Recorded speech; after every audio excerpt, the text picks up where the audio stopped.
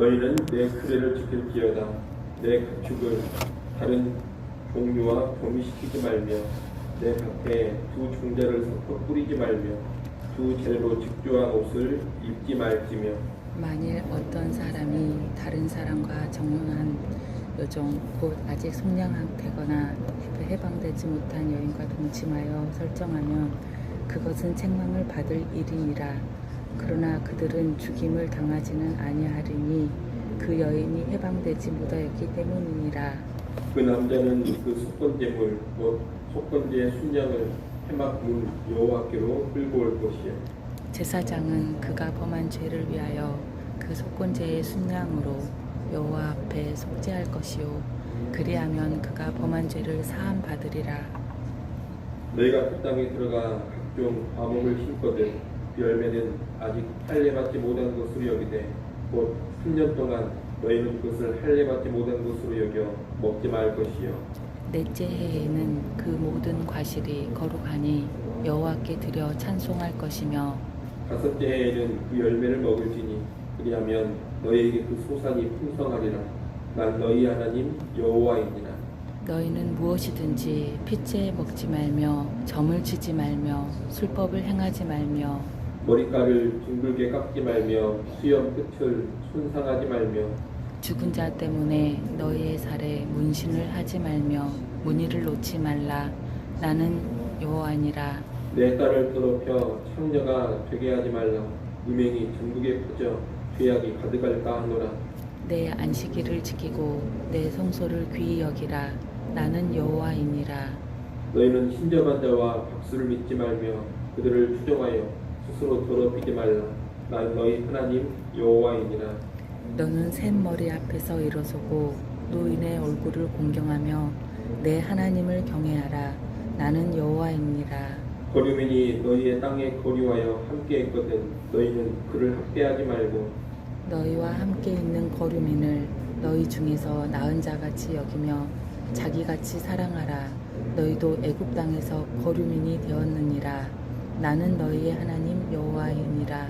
너희는 재판할 때나 길이나 무게나 양을 잴 때 불의를 행하지 말고 공평한 저울과 공평한 추와 공평한 에바와 공평한 흰을 사용하라. 나는 너희를 인도하여 애굽 땅에서 나오게 한 너희의 하나님 여호와이니라. 같이 봅니다. 너희는 내 모든 규례와 내 모든 법도를 지켜 행하라. 나는 여호와이니라. 아멘. 오늘 본문의 말씀은 레위기 19장에서 계속 이어지는 거룩에 관한 명령들입니다. 지난번에 우리가 봤던 것처럼 거룩이란 삶의 전 영역을 포괄하는 것입니다. 모든 삶의 영역에서 하나님과 이웃에 대한 사랑으로 세상과 구별되게 살아가는 것, 그것이 곧 거룩입니다. 오늘 본문에서 명령하는 내용들은 그때 우리가 본 거룩의 명령들을 좀 더 확대한 것인데 크게 4가지 부류로 정리해 볼 수가 있겠습니다. 첫째, 혼합을 금지하는 거룩의 명령입니다. 19절에 보면 가축의 혼합법에 두 종자를 섞어서 뿌리는 일, 두 재료를 섞어 옷을 짓는 것을 금하십니다. 이 명령은 종의 순수성을 지키며 창조 질서를 지키는 것과 연관된 명령입니다. 거룩은 무질서와 혼돈이 아닌 질서를 지향하는 삶입니다. 하나님이 세우신 창조의 질서를 잘 지켜가는 것, 그것이 거룩입니다. 이런 맥락에서 동성애라든가 수간 같은 행위도 이 앞에서 엄히 금지되어 있는 겁니다. 20절로 22절은 약혼한 여종과 주인이 동침한 죄, 일종의 간음죄를 다루고 있습니다. 종이 아닌 자유인의 경우라면 이런 간음죄는 간음한 두 사람 모두 사형에 처해집니다. 하지만 자유인이 아닌 여종인 관계로 사형에 처해지지는 않습니다. 하지만 이 역시 죄로 간주되어서 속건제를 드리도록 합니다. 고대의 주인과 여종과의 동침은 전혀 죄로 간주되지 않았지만 율법은 약혼한 여종과 주인이 동침하는 것은 죄로 간주해서 금지하고 있는 겁니다. 이 명령이 혼합을 금하는 맥락에서 나오고 있는 것은 이런 간음죄가 하나님이 세우신 결혼의 순수성을 깨트리는 행위이기 때문입니다. 비록 주인이 종에 대한 전적인 권한을 가지고 있다 하더라도 약혼한 상태의 여종과 동침하는 것은 결혼에 대한 훼손으로 간주하고서 그 죄를 묻는 겁니다. 이렇게 이스라엘 백성들은 가축의 겹에 씨를 뿌리는 농사, 옷 찢는 일을 비롯해서 결혼 제도에 이르기까지 높은 수준으로 창조의 질서, 하나님의 뜻에 따른 순수성을 지켜가야 합니다. 이 혼합을 금지하는 명령은 신약시대에 신자들이 세상과 혼합되어 살아가서는 안 된다는 교훈으로 적용할 수가 있겠습니다. 우리 그리스도인들은 이 땅을 살아갈 때 세상 속에서 순전함을 지켜야 합니다. 결혼이라든가 삶의 방식 등에 있어서 세상과 혼합되어서는 안 된다는 겁니다. 세상과 섞여 살지 않는 것, 세상의 풍조와 혼합되지 않는 것, 그것이 하나님의 백성 그리스도인들의 거룩한 삶입니다. 이를 잘 기억하시고 혼합되지 않는 그런 삶으로 우리의 거룩을 잘 지켜가시기를 바랍니다. 둘째로 자연 생태를 배려하는 거룩의 명령입니다. 23절부터 25절에서는 과일나무를 심을 경우에 첫 3년간 맺힌 열매는 할례받지 않은 것으로 간주해서 먹지 말라고 하십니다. 할례받지 않은 것으로 간주하는 것은 3년차까지의 열매를 할례받지 않은 어린아이로 간주를 하는 겁니다. 넷째에 열린 것은 하나님께 드리고 다섯째부터 열린 열매를 제대로 먹을 수가 있습니다. 이렇게 어린 과실수 열매를 따지 못하게 하는 것은 과실수가 튼튼하게 자리를 잡아서 깊이 뿌리내도록 처음 3년간 충분한 양분을 제공하기 위함입니다. 아울러 자연에 대한 인간의 탐욕을 억제하고 자연을 배려하기 위함입니다. 이를 통해서 우리는 거룩이라는 것이 자연 생태에 대한 관심까지 포괄하는 것을 배우게 됩니다. 거룩한 주의 백성은 하나님께서 창조하신 자연, 생태계까지 배려하고 존중하는 모습을 가져야 하는 겁니다. 탐욕과 이익을 위해서 무분별하게 자연을 개발하며 훼손하고 동식물을 무자비하게 다루거나 멸종으로까지 몰고 가는 것은 거룩한 백성이 결코 해야 될 일이 아닙니다. 이를 기억하시고 우리는 자연, 생태, 환경에 이르기까지 우리의 거룩의 관심을 넓힐 수 있어야 하겠습니다. 셋째, 이방 종교의 행위를 금지하는 거룩의 명령입니다. 26절부터 31절까지 말씀은 이방인들의 종교와 후습을 금하는 명령입니다. 26절에서는 핏째 먹는 일, 점치고 술법을 행하는 일을 금하고 있습니다. 핏째 먹는 것은 피를 빼지 않은 상태로 고기를 먹는 것을 금지하는 명령으로 볼 수도 있겠습니다만 그것보다는 이방의 주술과 연관된 것으로 보는 것이 여기서는 더 좋겠습니다. 핏째 먹지 말라는 말은 본문을 직역하면 피 위에서 먹지 말라 이런 뜻입니다. 가나안의 제2에는 이런 풍습이 있습니다. 사람들이 구덩이를 판 후에 짐승을 도살합니다. 그리고 짐승의 피를 구덩이 속에 쏟아 붓습니다.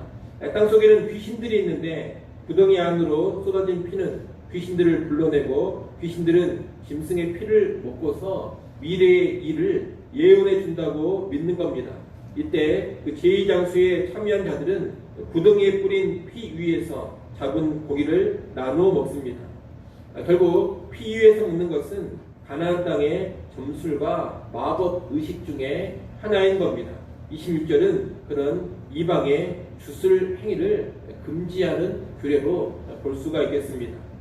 27절, 28절은 가나안의 장례 의식입니다. 가나안 사람들은 장례식 때 머리를 둥글게 깎거나 수염 끝을 잘랐습니다. 또 죽은 자를 위해서 자신의 몸을 베거나 문신을 했습니다. 이러한 행위를 이스라엘 백성은 하지 말라는 겁니다. 29절에서는 딸을 창녀로 만들지 말라는 명령인데 딸을 창녀로 만들지 말라는 것은 일반적인 창녀일 수도 있고 신전의 창기일 수도 있습니다. 여하튼 그런 일은 음란한 문화를 그 땅에 가득하게 하는 일이니 그런 일을 하지 말라고 금하고 있는 겁니다. 31절에서는 신접한 자와 박수를 믿거나 따르지 말라고 합니다. 대신에 안식일을 지키고 성소를 귀하게 여기라고 합니다. 결국 이 단락은 이방인들의 미신적인 행위, 주술적 행위, 귀신들과 교제하는 행위를 일체 금지하고 하나님만 섬기고 하나님만 예배하라, 이런 명령들을 모아놓은 것입니다. 따라서 우리는 이 땅을 살아갈 때에도 세상 사람들의 그릇된 미신과 그릇된 주술과 그릇된 마법, 술법, 이런 모든 것들을 철저하게 금지할 수 있어야 하겠습니다. 여러분, 그리스도인으로서 점집에 간다든가 그리스도인으로서 어떤 구슬 한다든가 이런 것은 거룩의 명령을 심각하게 훼손하는 그런 행태인 것을 꼭 기억하시고, 그런 그릇된 이방 종교의 풍습에 빠져들지 않는 거룩한 성도들이 되시기를 바랍니다. 마지막 네 번째로 공평과 공의를 추구하는 거룩의 명령입니다. 32절부터 37절은 사회, 사법, 경제 영역에서 공평과 정의와 공의를 추구하라는 명령들입니다. 앞서 19장 3절에서는 부모를 경외하라, 그렇게 명령을 했는데 이 단락에서는 그 범위를 더욱 확장해서 노인을 공경하라고 합니다. 또 같은 민족 형제만이 아니라 그 땅에 거하는 다른 민족들인 거류민까지 사랑하라고 합니다. 또 재판 자리에서만 공평할 것이 아니라 일반적인 상거래에서도 정직하고 공평하게 거래를 하라고 합니다. 이런 명령들은 모두 다 삶의 전 영역에서 공정과 공평, 정의가 있게 하라, 그런 명령들입니다. 이것이 거룩한 백성의 삶인 겁니다. 우리 또한 마음 깊이 새기고 사회의 어른들, 노인들을 공경할 줄 알아야 되겠습니다. 또한 정의와 공의를 일상의 삶의 영역에서도 잘 행하는 그런 하나님의 백성들이 될 수 있어야 하겠습니다. 꼭 우리가 그런 삶으로 나아가서 일상의 모든 삶 가운데 공경, 정의, 공의, 공평으로 살아가는 거룩한 주의 백성 될 수 있기를 간절히 소원합니다. 기도하겠습니다.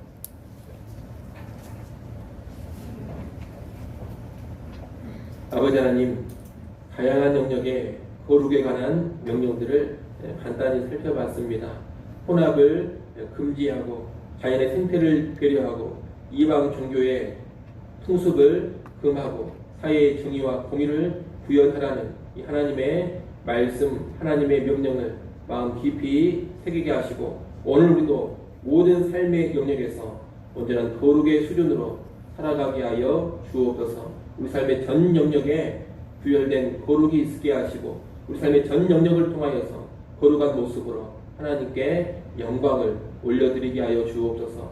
혹시라도 우리 삶 가운데 거룩하지 못한 모습이 있다면 즉각 회개하여 버리게 하시고 참된 거룩의 삶으로 나아가는 주의 백성들 되게 하여 주시옵소서.